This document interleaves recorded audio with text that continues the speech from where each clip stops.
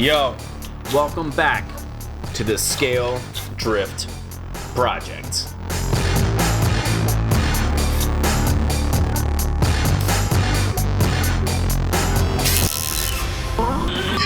Okay, obviously this is face recognition, fucking focusing. This is crazy. You know what's crazy? 6,000 more subscribers in I don't know. What was it in 3 days? My God, what happened? I think I got struck by lightning. YouTube algorithm. I don't even know what to say. What the f am I gonna do? The pressure, you know what I'm saying? Anyway.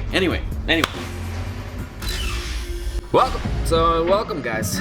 Welcome to K-Pop RC. On this week's episode, we 3D print some more shit. Here we go. Just tons of shit. Different versions of things. You know what I'm saying? So short ones, small ones, crooked fucking things. You know what I'm saying? And then I designed a front rad support and headlight support. I want the flip-up lights to be attached to the chassis. That will give the most sickest of cool lit on fire lit scale shit of awesome proportions. Makes no sense. That's how ill that shit looks. Right?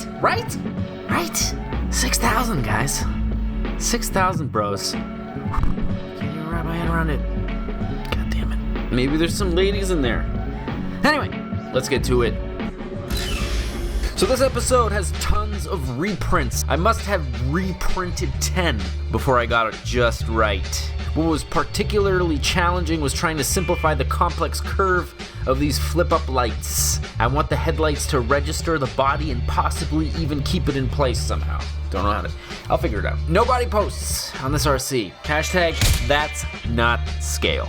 That's not scale. Hashtag you son of a bitch. No offense.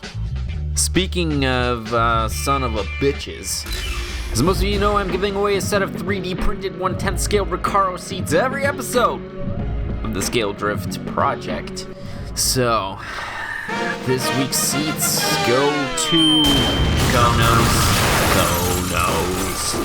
Send you PM, Gonos. So, send me your addy. If you'd like a set of these bad boys, subscribe to K-Pop RC. Thumbs up the video and comment below. It's just that fucking simple. You know what I mean? Just that fucking simple. Alright, let's get back to it. Okay. The flip-up headlights are getting their own servos. These servos will be conveniently placed behind the intercooler with room for intercooler pipes. This thing's almost ready to moose it. Also, that means another damn revision on those radiator supports. So here I am adding that step in SketchUp. Just a tiny little step so that I got some surface area to glue that servo to. He's modified now, so I can put those servos like a fucking hobbit. Sweet. Some coffee. I started printing these and then I realized that I needed to add those little step fucking things so that the fucking servos at the bottom a spot to kind of stay, and then I'm gonna probably just glue them in place, but glue them to the 3D printed part so I can still remove them off the chassis. That's Adam Savage rule, if you're gonna build it, make sure you can take it apart. Do it. Sweet. So now it's printing it with a step. Get yourself a damn 3D printer, okay? Get it. Go nappy, like a fucking hobo. Whew. Once I screwed the front end on, I also glued the lights with my favorite adhesive, Shoe Goo. It's a Shoe Goo. I used the Shoe Goo to secure these headlights. It works pretty good. Plus it's not permanent, so I'm all for it. Once I screwed the new front end on, I had to figure out how the linkage was going to work between the servo and the flip-up headlight. This is a bit tricky, but I figure I could easily glue a small brass tube to the headlight that could act as a hinge for a rigid wire pushrod.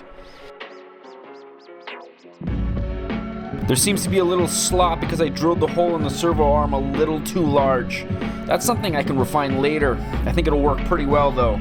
Of course, I may have to use some Shoe Goo instead of hot glue. That shit pops off pretty easy. Oh, you son of a bitch. Next, I had to wire the beast. So I soldered up my usual bullet connectors that seem to make their way on all my rigs. It's easy to have the same bats for everything, so I think I might use my usual 3-cell 2200. They're a little small, may fit better behind the seats. She's got power, dudes. She's got power. So now I gotta remember how to program this damn radio. It's fucking tough. This is my modified GT3 Fly Sky radio. This is modified for 8 channels. I do have a video tutorial on how to do that mod. It's in the description below. Whoa, that's touchy. After toying with the Euro gyrometer, god damn it, I finally got the servo centered and programmed, and the endpoint adjustments can sleepy eye this bastard very easily. I ended up stripping one of the servo gears though. It's cheap servo, you know. Didn't break the bank. It didn't break the bank, so I'm gonna have to take the front apart again. I have to fucking take the son of a bitch. Anyway, that's it for this week's episode of the Scale Drift Project. Don't forget to thumbs up my video, comment down below, and subscribe. Just takes a second to do it. Really helps spread my content around YouTube. Join me weekly on YouTube and visit me on Instagram for daily SDP spoilers. K-pop out.